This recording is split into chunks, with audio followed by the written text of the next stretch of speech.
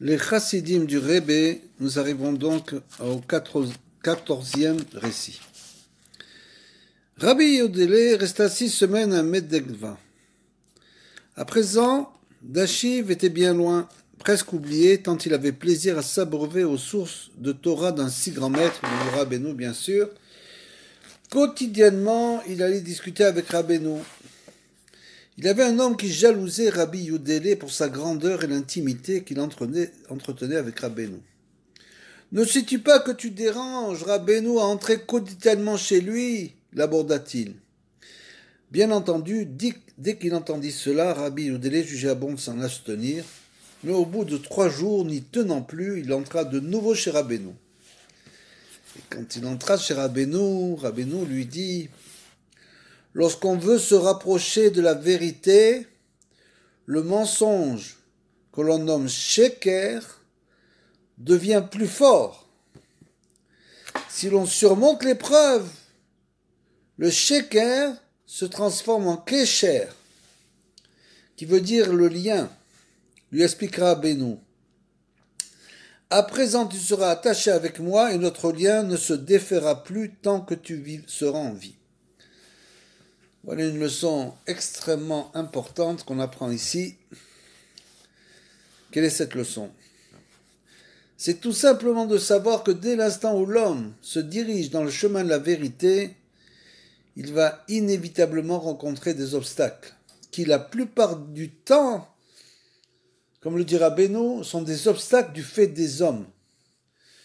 Puisque, comme l'explique Rabbeinu, quelqu'un peut vous décourager beaucoup plus que votre Yetzer Hara. Vous êtes arrivé à surmonter votre Yetzer Hara, votre mauvais penchant, sur une chose particulière.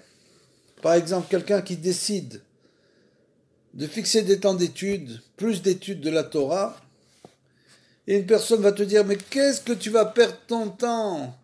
Il faut que tu gagnes beaucoup d'argent, il faut que tu aies une grosse parnassa.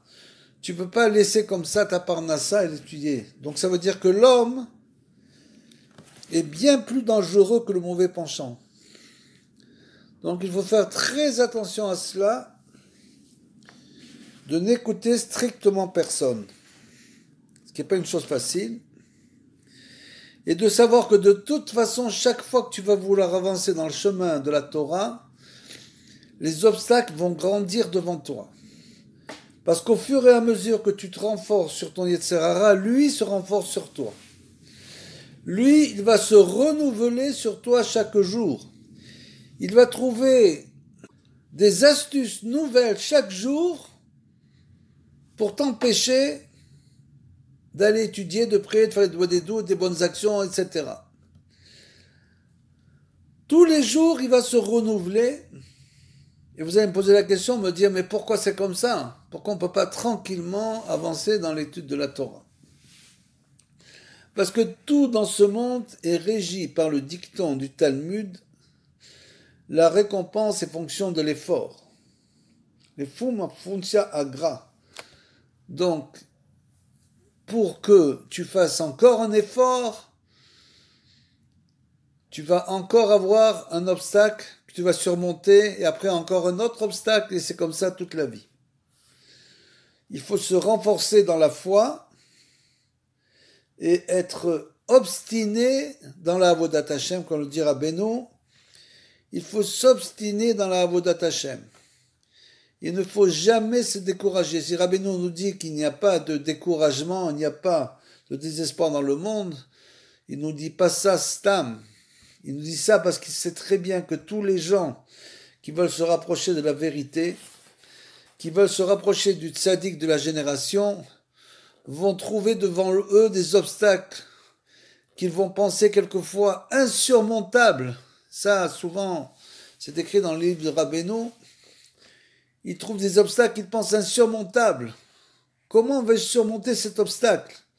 Et Rabbeinu nous dit tout simplement, n'y pense pas, continue ce que tu fais, continue à avancer et laisse les obstacles de côté.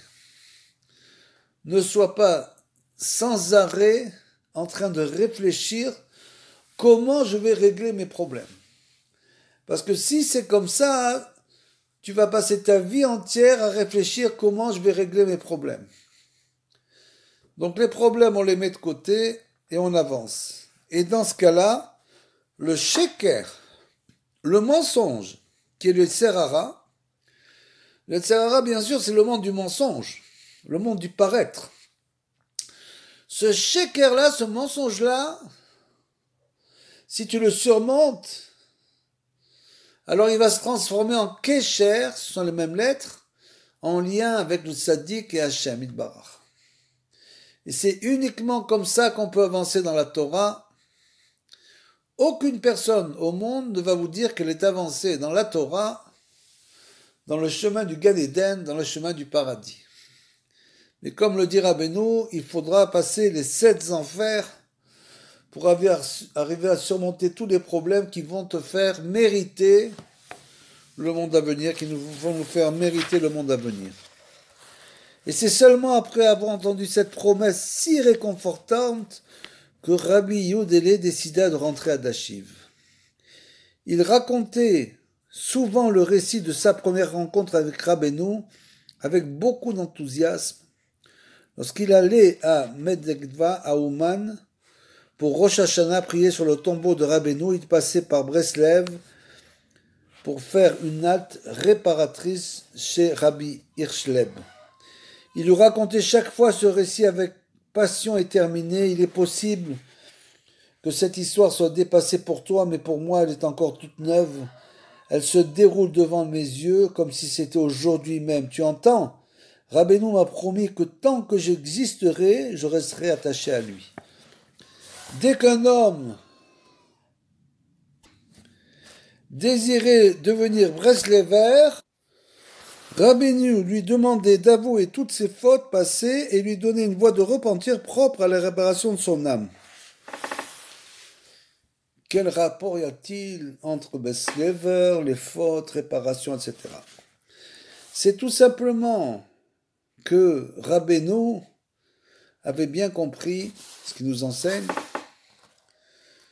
que en fait, tout passe par la réparation des fautes. Pour que l'homme ne faute plus, il faut déjà qu'il ait réalisé qu'il a beaucoup de fautes en suspens et qu'il doit pour l'instant faire la réparation de ses fautes et qu'elle n'est pas encore finie. Ça prend une vie entière pour faire la réparation de nos fautes. Tant qu'un homme ne réalise pas ça, il peut tomber encore dans la faute, en pensant qu'il a réparé toutes ses fautes et qu'il a en haut un crédit. C'est pas du tout la vérité. La vérité, c'est qu'on doit faire la réparation de nos fautes constamment, chaque jour. Et c'est ce qu'on appelle avoir le cœur brisé. Quand on prie Hachem avec le cœur brisé, alors il est évident qu'une personne qui a le cœur brisé, qui demande à Hachem de lui pardonner ses fautes journalièrement, matin et soir, matin, midi et soir, pendant le vidouille, alors bien sûr cette personne ne peut pas tomber dans la faute. Donc c'est le meilleur moyen pour avancer vers Hachem. D'avouer toutes ses fautes passées et donc lui donner une voie de repentir propre à la réparation de son âme. C'est-à-dire que Rabbeinu disait à la personne, toi, pour réparer ton âme, tu vas être obligé de jeûner tel jour et tel jour, de faire ci et là. Il en fit de même avec Rabbi Yedoulé et cela le rapprocha beaucoup de Rabbeinu. Avec lui se rapprocha aussi Rabbi Shmuel Isaac et ils continuèrent tous deux à monter de plus en plus haut sur le chemin que leur traçait Rabbeinu. L'âme tempétueuse de Rabbi Yedoulé ne trouvait de repos. Il ne pouvait plus rester à Dashiv loin de son maître, tant et si bien qu'à la fin, Rabbi Shmuel Isaac et lui-même décidèrent de quitter Dashiv pour aller s'installer à Medvedka.